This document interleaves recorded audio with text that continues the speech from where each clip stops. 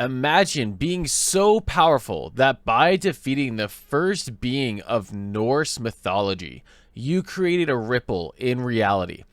Or being so powerful that you strike a being that is so large that their body is wrapped around the entire world, and you hit them so hard that they were sent back in time. Or being able to see any future and being able to dodge any attack that comes your way, even if it was in your sight or not. Today, we are going to talk about the Aesir gods from the God of War series, get into their abilities, and go over just how powerful each of them are. Let's go. Magi and Modi. These gods are the nephews of Balder and the sons of Thor. Easily the least impressive of the Aesir we are going to go over, but let's not forget that while this duo was exceptionally good at pissing off Atreus, and I'm sure the rest of us when they taunted our main characters, Magi was considered the favorite, and after he was defeated by Kratos, Modi would then go and face off against Kratos and Atreus himself, where Modi is able to pin down Kratos with the lightning that is coming from his mace. This is, of course, until Kratos decided to use his Spartan Rage on Modi, and Kratos does what he does best and kills him. It's also worth mentioning that Magi and Modi have been considered very strong since birth, just like their father Thor. An example of this is that when Thor defeated Hrungnir, the stone giant, he fell dead on top of Thor, trapping him. But little Magi and Modi were the only ones strong enough to free Thor. But if you haven't seen my Kratos Explained video, we know that Kratos up to this point is going to be exceptionally powerful in his own right, where he faced off against an invincible Balder, who we're going to go over next. So Balder, this guy is pretty messed up in the head, but it's not just because he's an Aesir god that thinks that their kind is the superior kind within all of the realms. He was blessed or cursed. So depending on how you look at it, he was blessed, cursed, whatever, by his mother Freya with being invulnerable to anything from magical or physical attacks. This was because Freya wanted to protect the son that she had with Odin, and casted a spell on Balder that had this effect, which unintentionally meant he couldn't feel literally anything, including any sort of pleasure, or even the temperature around him. So being invulnerable to anything makes Balder incredibly scary, because you need mistletoe to remove the effects of his invulnerability. And guess what? You still gotta fight him.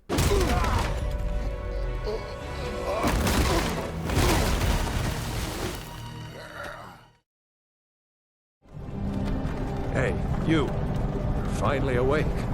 So we see in the beginning of God of War 2018, Balder was asked by his father Odin to go find a giant in the woods, where Balder would eventually find Kratos, where they would have a very impressive fight. This would keep happening throughout the God of War 2018 game, where Balder would fight Kratos and Atreus, and then near the end of the game, Balder would show that he was capable of 3-tapping the World Serpent while Kratos, Atreus, and Mimir were inside the World Serpent, which is what caused them to be evicted from this visit. More on the World Serpent in a little bit and why this is especially impressive, but essentially Balder was a menace, and even after his invulnerability was removed, he was intimidating. Stop! Let's get into Heimdall, the god of foresight and Odin's left hand. Heimdall is a god that has the literal ability to see the future. With this, Heimdall is like Balder in that he never really feels pain because he just never gets hit. See, Heimdall isn't like some oracle where he sees far into the future and then that's it. It's, some fairy tale or some lore or something like that. No, he quite literally is able to read the future to see things like attacks that are coming his way. And he doesn't even have to see you. Where this is simply shown when Atreus reaches Asgard and Heimdall is there to, let's say, greet him, as Heimdall is responsible for protecting Asgard from intruders. And after letting Atreus enter, he decides to put Atreus to the test and force him to fight for his entertainment. Then is stopped by Thor, but Atreus tries to shoot an arrow at Heimdall when the god is walking away, and not only does Heimdall not get hit by the arrow, he catches it while facing the other way. To add to just how good his foresight is, Mimir, the smartest man alive, who was the advisor to Odin himself, repeatedly shared his concerns for Atreus and Kratos being involved with Heimdall, as he states that he has never seen anyone lay a finger on Heimdall.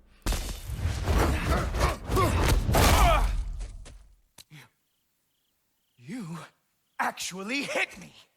Which also goes into why Heimdall isn't wearing any sort of armor and has his arrogant attitude.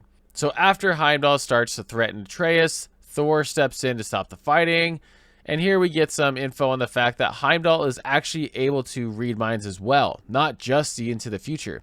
Where Heimdall asks Thor, how would Thor plan to stop him? Then Thor responds, look into my eyes.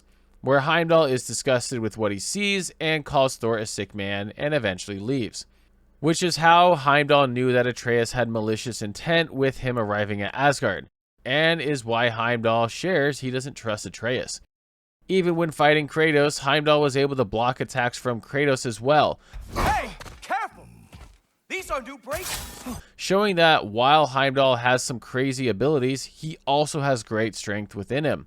But wait, this isn't even the extent of Heimdall's abilities. So Heimdall is able to use his ability with the Bifrost to generate realm shifts, which is described as distorting space and time by creating a realm shift, which is capable of catching Kratos in their fight. Then finally we see that Heimdall is able to use his Bifrost power to generate an arm after losing his real arm to Kratos in their fight, along with sending blasts of Bifrost at Kratos. Then we have Thor, half giant, half Aesir, and the god that was told specifically he isn't allowed to kill Kratos when he was clearly capable of doing so, as he knocked out Kratos and then brought him back with the lightning from his hammer. Oh no.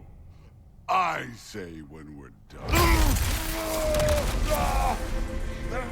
I'm not leaving till I see the real you. Get up!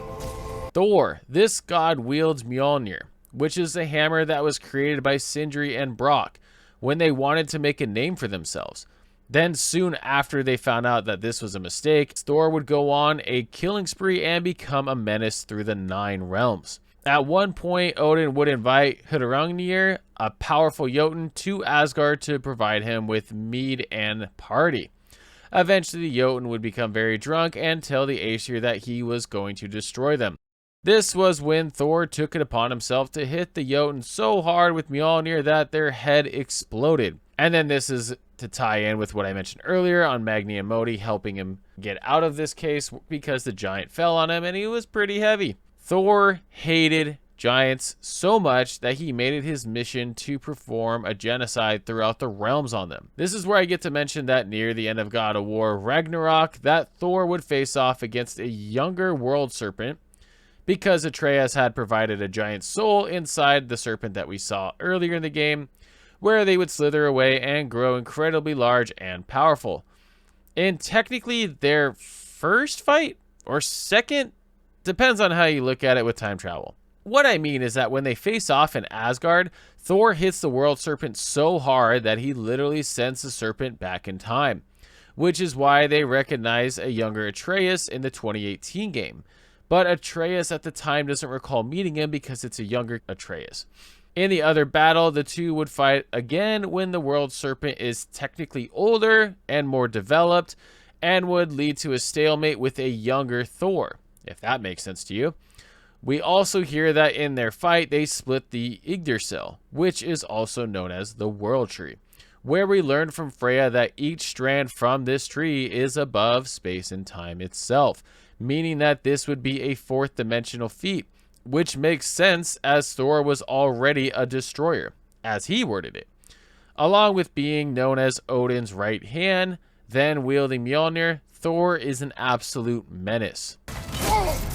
Now we have Odin, the Allfather, the king of the Aesir. Before Odin provided himself with this title, and he was a, quote, young god, as he called it, he would fight Ymir, who was the creator of the Norse mythology. After having a cosmic battle with Ymir, Odin would eventually find the rip in reality that made him question his entire reason for purpose. This was directly linked to him defeating Ymir, and was one of the many things that Odin strived for, with obtaining as much knowledge of any prophecies as possible. This is where Odin's power is. His magic and intellect are just as deadly, if not more deadly, than anyone I have already mentioned. See, when Odin had the Aesir fight against the Vanir, the two groups would be at a stalemate. Eventually, this led to Mimir coming up with the idea to have Freya and Odin marry. This led to a peace between the Aesir and Vanir, and Odin would get Freya to trust him. With this, he would learn a lot of different magical abilities. Combining this with his overall intellect and his original magic knowledge that he had, Odin would be the most formidable opponent that Kratos has ever faced. As after Kratos and Thor decided they weren't going to kill each other, Thor had finally received the courage to stand up to the All-Father, his father, and say that he won't kill for him anymore. Then guess what? Odin doesn't think twice and kills Thor right there. And yes, I am well aware of the fact that Thor was heavily weakened because of just being done fighting Kratos, but the next fight is where Odin really flexes his power. So the last fight within the Ragnarok game starts off with Kratos and Atreus against Odin. If you know just how powerful Kratos is up to this point, because obviously you watched my Kratos video, you will know that Odin in absolutely no time is able to stop these gods at the same time. The only way that Kratos and Atreus are able to continue the fight is because Freya arrives just in time to save them. This then puts Odin against Kratos, Atreus, and Freya, where Kratos and Freya are not slouches at all, as they are both in the top 5 most powerful beings within God of War. But Odin is number 1 by a lot. I mean, if you don't count Ragnarok. Eventually, he gets overwhelmed by the 3v1, meaning that if Odin had a couple more seconds or didn't monologue with Kratos and Atreus, those two wouldn't be around anymore.